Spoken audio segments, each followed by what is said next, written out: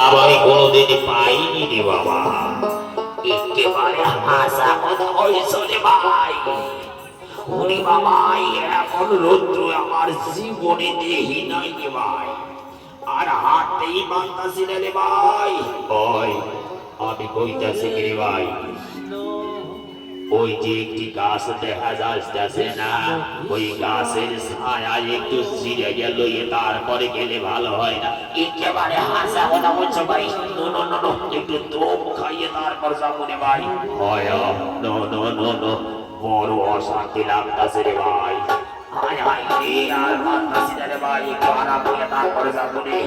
হয় আয় আয় আয় আয় আয়।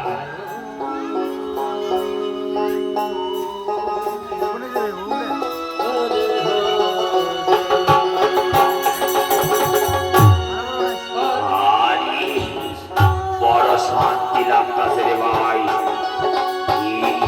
এই গাছের ছায়া পাইয়া বড় প্রাণটা জুড়াইয়া গেল রে ভাই।